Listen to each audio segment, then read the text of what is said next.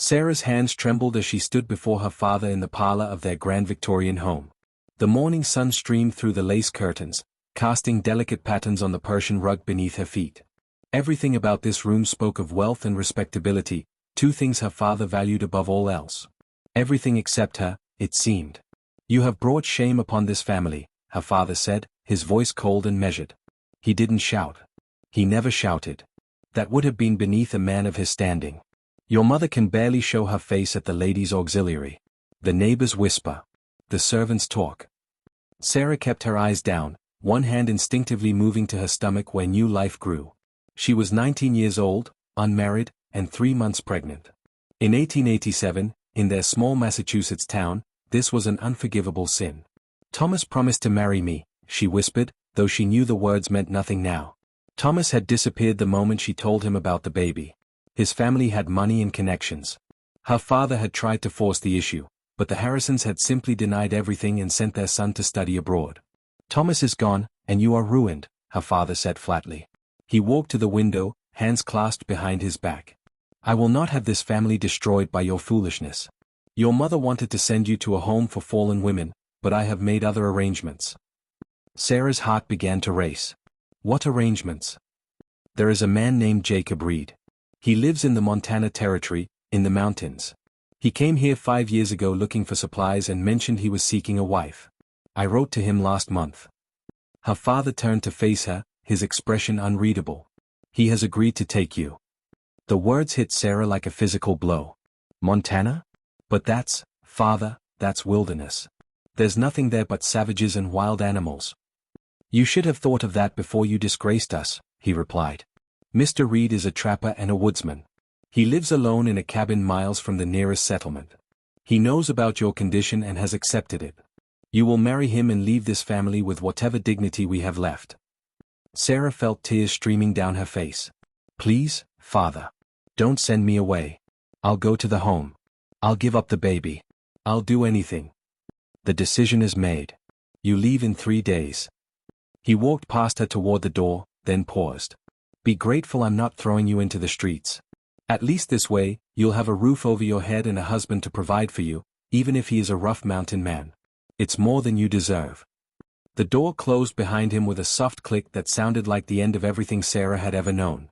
She collapsed into a chair, her whole body shaking with sobs. 3 days. In 3 days, she would be sent across the country to marry a complete stranger, a man who lived like an animal in the wilderness. That night, Sarah lay in her childhood bed for one of the last times.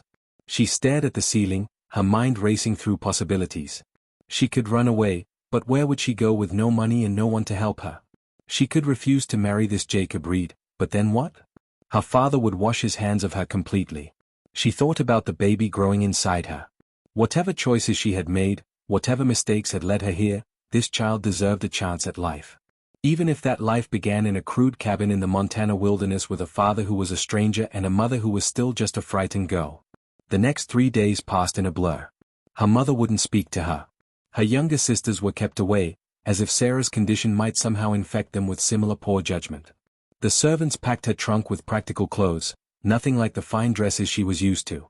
Heavy skirts, plain blouses, sturdy boots. Clothes for survival, not society. On the morning of her departure, Sarah stood in the foyer with her small trunk beside her. Her father handed her an envelope with money for the journey and a ticket for the Transcontinental Railroad. "The route is marked. Someone will meet you in Helena and take you the rest of the way to Mr. Reed's property." Sarah took the envelope with numb fingers. "Will I ever see you again?" Her father's face remained stone. "That depends entirely on whether you can make something respectable of yourself out there. Goodbye, Sarah." No embrace. No tears. Just goodbye.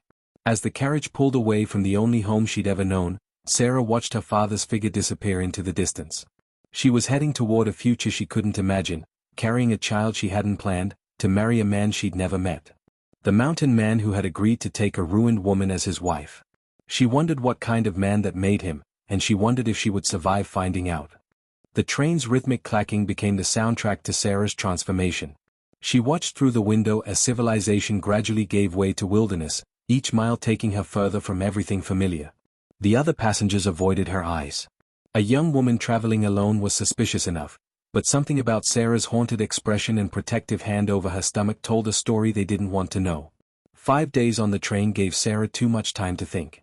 She imagined Jacob Reed as a beast of a man, crude and violent, living in filth like the mountain men she'd read about in dime novels. She pictured him drunk and demanding, taking what he wanted from a wife who had no choice but to submit. At night, when the train stopped at various stations, she would step onto the platform and consider running. But the vast emptiness of the land intimidated her more than the unknown man waiting at the end of her journey. A woman named Mrs. Calloway befriended her somewhere in Nebraska. She was older, perhaps 50, with kind eyes and a no-nonsense manner. "You're heading to Montana alone," she observed. It wasn't a question. Sarah nodded, grateful for any human warmth. "I'm to be married there." "Arranged marriage?" Mrs. Calloway asked, and when Sarah nodded again, she sighed. "Well, child, the West isn't like back East. Out here, people don't judge so harshly. They're too busy trying to survive. That can be a blessing." "Have you been to Montana?" Sarah asked. "Spent 3 years there before my husband died. It's beautiful country but unforgiving. The winters will break you if you let them. The isolation can drive a person mad." She patted Sarah's hand. "But if your husband is a good man, you'll find a kind of freedom that you never had in society. No one cares about your past when everyone's focused on tomorrow." Sarah wanted to believe her, but fear had settled deep in her bones. When they finally reached Helena, Mrs. Calloway embraced her. "Be strong, dear girl. You're tougher than you think." A grizzled man named Pete was waiting for her with a wagon. He looked at her fine clothes with something like pity. "You're the one for Jacob Reed?" "Yes, sir," Sarah answered quietly. Pete helped her into the wagon and loaded her trunk. As they left Helena behind, the road became rougher. Mountains rose around them like walls, beautiful and terrifying. Pine trees stretched endlessly in every direction. Sarah had never seen so much wilderness, so much emptiness. "What kind of man is Mr. Reed?" she finally asked after hours of silence. Pete considered the question carefully. "Jacob's a good man. Keeps to himself mostly. Lost his family back in Ohio years ago, moved out here to get away from the pain. He's fair and honest, works harder than any man I've known. His cabin's sturdy. He's not rich, but he provides." Why would he want a wife he's never met? A wife who's... She couldn't finish. Carrying another man's child. Pete said it without judgment. "Jacob's not the kind to judge. He knows what it's like to be alone, to carry burdens. He told me he remembered what it was like to have a family, to have someone to talk to at night. He's been alone up there for 5 years. That's a long time." They traveled for 2 more days, sleeping rough under the stars. Sarah had never been so uncomfortable in her life, but something strange happened. Away from her father's cold disappointment, away from society's whispers, she began to breathe a little easier. The mountains were indifferent to her shame. The stars didn't care about her mistakes. On the afternoon of the second day, they turned onto a narrow trail that wound up into the mountains. "Reed's place is about another hour," Pete said. "It's isolated, but it's peaceful. Creek runs right past the cabin. Good hunting all around." Sarah's anxiety returned with crushing force. Within an hour, she would meet the man who had agreed to take her as his wife. The man who would own her body, her future, her child. The cabin appeared suddenly through the trees. It was larger than Sarah expected, built from logs and stone, with a covered porch and glass windows. Smoke rose from the chimney. Nearby stood a small barn and a shed. Everything was neat and well maintained. This wasn't the hovel she had imagined. A man stepped out onto the porch. Jacob Reed. Sarah's breath caught. He was tall and broad-shouldered, perhaps 35 years old, with dark hair and a full beard. He wore work clothes, canvas pants, a flannel shirt, boots. But it was his eyes that surprised her. They were gentle. Cautious. Almost as nervous as she felt. Pete stopped the wagon. "Jacob, here's your bride." Jacob approached slowly, as if afraid of startling her. He looked at Sarah with an expression she couldn't quite read. Not lust. Not anger. Something softer. "Miss Sarah," he said, his voice deep but quiet. "Welcome. I know this isn't what you wanted. I know you're scared. But I promise you this, you're safe here. I will never hurt you." Sarah stared at him, unable to speak. This wasn't the monster she had imagined. This was a man looking at her like she was something precious, something fragile. A man who spoke of her safety before anything else. Jacob helped her down from the wagon with gentle hands. Let's get you inside. You must be exhausted. He glanced at her stomach, barely showing through her heavy traveling clothes, and something flickered across his face. Sadness, maybe. Or longing. Both of you need rest. As Pete drove away and Jacob carried her trunk toward the cabin, Sarah realized something that shook her to her core. This man, this stranger in the wilderness, had just shown her more kindness in 5 minutes than her own father had in the last 3 months. The inside of the cabin stunned Sarah into silence. She had expected darkness and disorder, the dwelling of a man living like an animal. Instead, she found a space that was clean, organized, and surprisingly comfortable. A stone fireplace dominated one wall, radiating warmth. Handmade furniture filled the room, a solid table with 2 chairs, a rocking chair near the fire, shelves lined with books. Real books. Windows on 2 walls let in the mountain light. Jacob set her trunk down carefully. I know it's not what you're used to, he said, almost apologetically. But it's warm and dry. The roof doesn't leak. Sarah found her voice. It's lovely. Much more than I expected. He looked relieved. I've put you in the bedroom. It has the best bed, the warmest spot in the cabin. I'll sleep out here by the fire. But this is your home. I can't take your bed. Jacob's expression was firm but kind. You're with child. You need proper rest. I won't hear another word about it. He gestured to a curtained doorway. There's fresh water in the basin. Clean linens on the bed. Take your time settling in. There's stew on the fire when you're hungry. He turned to leave, to give her privacy, but Sarah called out. Mr. Reed. Jacob, please. Jacob. Why did you agree to this? To marry someone like me? He was quiet for a long moment, staring at the fire. I had a wife once. Emma. We had a little girl, Caroline. She was 3 years old. His voice grew thick with emotion. Scarlet fever took them both in the same week. I buried them under an oak tree in Ohio and I ran. Ran all the way out here to these mountains where I wouldn't have to see that tree every day, where I wouldn't hear Emma's laugh in every room. Sarah's heart clenched. I'm so sorry. That was 5 years ago. I thought I wanted to be alone, but loneliness is its own kind of death. When your father's letter came, describing your situation, I saw an opportunity. Not to replace what I lost, but to build something new. To have a family again, even if it starts differently than most. He finally looked at her. You need a home. I need a reason to live for more than just tomorrow. That seems fair to both of us. What about the baby? Sarah asked quietly. It's not yours. No child asks to be born. This one deserves a father who'll love it regardless of how it came to be. I can be that father, if you'll let me. Tears spilled down Sarah's cheeks. You're nothing like I imagined. Jacob's smile was sad. And you're braver than you think you are. Coming all this way, facing all this uncertainty. That takes courage. He moved toward the door. Rest now. We'll talk more when you're ready. The bedroom was small but comfortable. A real bed with a thick mattress and quilts. A dresser with a mirror. A window overlooking the forest. Sarah unpacked her few belongings and then lay down, intending to rest for just a moment. She slept for 14 hours straight. When she finally emerged, dawn light was filling the cabin. Jacob sat at the table, mending a leather harness. He looked up and smiled. There you are. I was starting to worry, but I figured you needed the sleep. He stood and ladled stew into a bowl. Eat first, then we'll talk about how things will work here. The stew was rich with venison and vegetables. Sarah ate ravenously, surprising herself. This is delicious. I'm a decent cook. Had to learn after Emma died. Can't live on burned rabbit and shame. His humor was gentle, inviting her to relax. After breakfast, Jacob laid out his expectations. They were nothing like Sarah had feared. We'll marry properly when the circuit preacher comes through next month. Until then, you're my guest, not my servant. I won't demand anything from you. Not your body, not your affection. Those things have to be earned, and I intend to earn them. Sarah stared at him. But most men. I'm not most men. I remember what it was like to love someone who loved me back freely. I won't settle for less, and neither should you. If we're going to build a life here, it has to be based on respect and trust. Everything else can come later, if it comes at all. Over the following weeks, Jacob proved his words with actions. He taught Sarah how to survive in the wilderness.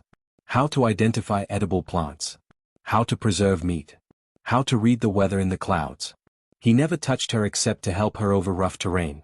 He never spoke harshly. When she made mistakes, he corrected her patiently. He also told her stories. About his childhood in Ohio. About Emma and little Caroline. About his years in the mountains. He made her laugh with tales of his early attempts at mountain living, when he'd nearly poisoned himself with the wrong berries and gotten treed by a bear.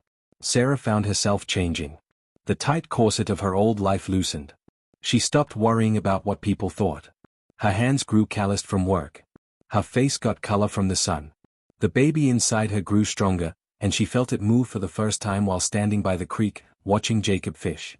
One evening, sitting by the fire, Sarah asked the question that had been haunting her. What if I can never love you? What if this only ever feels like an arrangement? Jacob didn't look hurt, only thoughtful. Then we'll be friends who raise a child together and keep each other company through the winters. That's still more than many people have. Love isn't something you can force, Sarah. It grows where it's tended, or it doesn't. Either way, you'll always have a home here.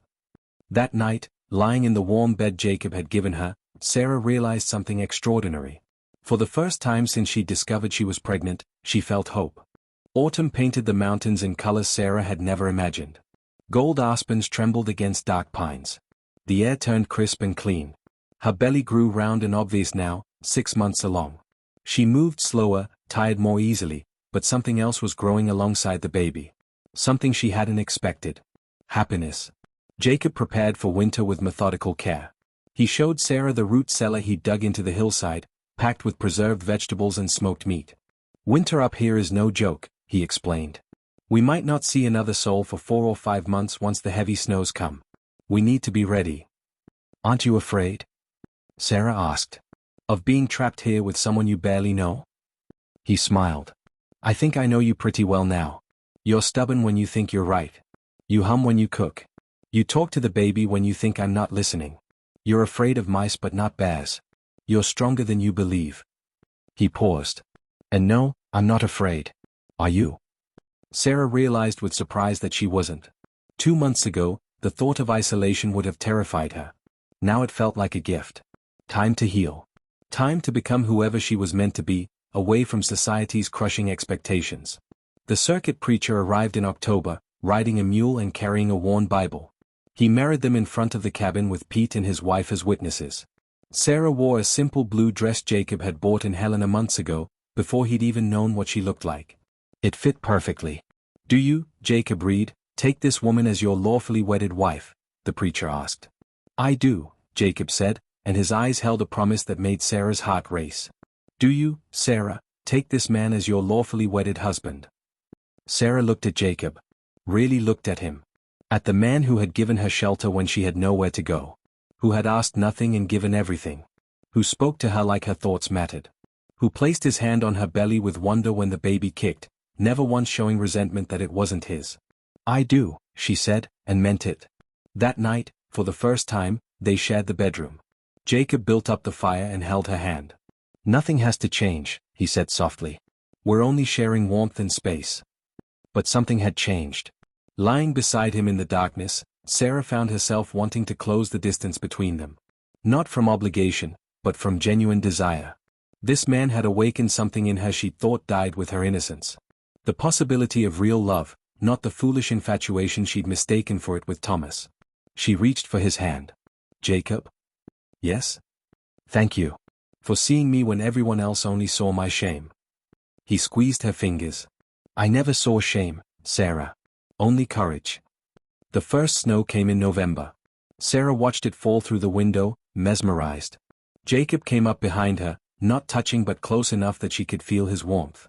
It's beautiful, she whispered. You're beautiful, he said, then immediately stepped back. I'm sorry. I shouldn't have. Sarah turned to face him. Don't apologize. She took his hand and placed it on her belly where the baby was kicking. Feel that? Your son or daughter, fighting already. Our son or daughter, Jacob corrected gently. I meant what I said. This child will be mine in every way that matters. Something broke open in Sarah's chest. She stood on her toes and kissed him. Just a brush of lips, hesitant and sweet. When she pulled back, Jacob's eyes were shining. I'm falling in love with you, she confessed. I didn't think I could after everything, but I am. Jacob cupped her face with calloused hands.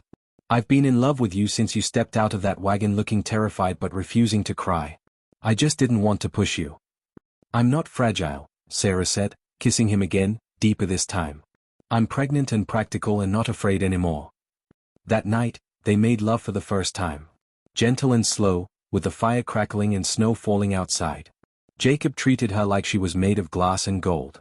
Afterward, Sarah lay in his arms feeling complete in a way she never had before. Not with Thomas's urgent fumbling, not in her father's house, not anywhere. Here, in this cabin on the mountain, with this quiet, strong man who had saved her life without expecting anything in return. Tell me about Emma, Sarah said into the darkness. Jacob stiffened, then relaxed. Why? Because she was part of making you who you are. The man I love. I want to know her. So Jacob talked about Emma. About her laugh and her stubbornness and how she danced in the kitchen. About Caroline's tiny hands and her love of stories. And as he talked, Sarah understood that she wasn't replacing them. She was honoring them by giving Jacob a reason to love again. They would have liked you, Jacob said finally. Emma would have called you her sister. Caroline would have climbed into your lap for stories. I'll tell your child about them, Sarah promised. So they know they had a sister and that their father is capable of great love because he's loved before. Jacob pulled her closer, his hand protective over her belly. Outside, the snow deepened. Inside, two damaged people held each other and dared to believe in second chances. Winter locked them in completely by December. Snow drifted 6 feet high against the cabin walls. The world became white silence broken only by wind and the crack of freezing trees. Sarah had never experienced anything like it. The isolation that once terrified her now felt sacred. This was their world, complete unto itself. Jacob taught her to snowshoe. They'd venture out on clear days, him breaking trail while she followed, her pregnant belly making her awkward but determined. He showed her how to read animal tracks in the snow. How to find the winter den of a sleeping bear. How to respect the mountain's power while not fearing it. The wilderness isn't cruel, he explained one brilliant afternoon, both of them breathing hard from the climb. It just is. It doesn't hate you, but it won't save you either. You have to save yourself. Sarah understood he wasn't just talking about nature. He was talking about life. About survival. About the fact that she'd saved herself by accepting this strange opportunity, by choosing to live rather than give up. As her time grew near, Jacob prepared obsessively. He'd delivered calves and foals, but never a human baby. Pete's wife, Martha, had promised to come when she could, but the snow made travel impossible. They might be alone for the birth. I'm scared, Sarah admitted one night in January, her belly so large she could barely move. Me too, Jacob said honestly. But we'll face it together. You're strong, Sarah. Stronger than you know. The baby came on a February night during a blizzard. Sarah's water broke just after supper. The contractions started slow, then built to waves of agony that had her crying out. Jacob never left her side. He held her hand, wiped her face, encouraged her through every contraction. I can't do this, she sobbed at one point. It hurts too much. You can, Jacob said firmly. You've survived everything else. You'll survive this. Our baby is almost here, Sarah. Just a little longer. He was terrified, she could see it in his eyes, but he never let her see doubt. Only strength. Only confidence in her. After 8 hours of labor, just as dawn broke, Sarah pushed their daughter into the world. The baby emerged with a furious cry that filled the cabin. Jacob caught her with shaking hands, tears streaming down his face. He cleaned the baby carefully, cut the cord like Martha had instructed him months ago, and wrapped the tiny girl in soft blankets. A daughter, he said, his voice breaking as he placed the baby in Sarah's arms. You did it. She's perfect. Sarah looked down at her daughter's red face and knew immediately what to call her. Caroline, she whispered. Her name is Caroline. Jacob's breath caught. Are you sure? I'm sure. She's named for love. 4 second chances. For the little girl who would have been her sister. Sarah looked up at her husband through tears. Is that all right? Jacob kissed her forehead. It's perfect. That spring, when the snow finally melted and Pete came up to check on them, he found the Reed family thriving. Sarah had learned to make bread that didn't burn. Little Caroline was fat and healthy. Jacob looked 10 years younger, his eyes bright with purpose. You've done well for yourselves, Pete observed, bouncing Caroline on his knee while Sarah made coffee. Better than well, Jacob said, watching his wife move around their kitchen. We found what most people search for their whole lives. Sarah caught his eye and smiled. She thought about the frightened girl who'd arrived here 9 months ago, pregnant and desperate. That girl was gone. In her place stood a woman who could shoot a rifle, deliver a breech calf, and survive a mountain winter. A woman who'd found love in the last place she expected. A woman who was home. Martha came with Pete, bringing gifts and gossip from Helena. She examined Caroline and declared her perfect. "You've taken to mountain life," she told Sarah approvingly. "I can see it in you. You're not that scared little thing from the wagon anymore." "No," Sarah agreed, watching Jacob carry Caroline outside to show her the creek. "I'm not." That summer, Sarah's father sent a letter. She found it in the supply packet Pete brought. Her hands trembled as she opened it. The letter was brief and cold. He'd heard she survived the winter and had a child. He supposed she'd made her bed and must now lie in it. He hoped she'd learned her lesson about the consequences of sin. There was no warmth, no congratulations, no invitation to return. Sarah read it twice, then walked to the fire and burned it. She didn't need his approval anymore. She didn't need his world with its crushing judgments and narrow definitions of worth. "Bad news?" Jacob asked, Caroline sleeping against his chest. "No," Sarah said, watching the letter curl into ash. "Just the past letting go." She walked outside into the mountain sunshine. This was her life now. This cabin. This man. This daughter. The mountains that had seemed like exile had become her fortress. The wilderness that had terrified her had set her free. Jacob joined her, wrapping his free arm around her waist. "What are you thinking?" Sarah leaned into him, watching the creek sparkle in the light. "I'm thinking my father meant sending me here as punishment. He wanted me to suffer. And instead..." She smiled. "Instead, I found everything I needed. He gave me to a mountain man as punishment, and that mountain man treated me like no one ever had, with respect, patience, and genuine love. He gave me the greatest gift, even though he meant it as a curse." "What gift was that?" "He gave me you," Sarah said simply. "He gave me this life. He gave me freedom." She turned to kiss her husband, their daughter sleeping peacefully between them. "He tried to break me and instead, I became whole." The mountains stood eternal around them, holding their secrets and their sanctuary. Sarah had arrived here broken. She had become something else entirely. Not despite her mistakes, but through them. Not in spite of her shame, but beyond it. She was Sarah Reed now. Mountain woman. Survivor. Mother. Wife to a man who saw her value when the world saw only her ruin. And she had never been happier in her entire life. The punishment had become her salvation. The exile had become home. And the mountain man who was supposed to be her prison guard had become her liberator, showing her that love wasn't about perfection. It was about seeing someone completely, scars and all, and choosing them anyway. That night, as they lay together with Caroline sleeping in her cradle, Jacob whispered, "Do you ever regret it? Coming here?" Sarah didn't hesitate. "Never. Not for one moment. This is exactly where I was meant to be." And in the quiet of their mountain cabin, two broken people who'd found each other in the wilderness held tight to the life they'd built from nothing but hope, determination, and unexpected grace.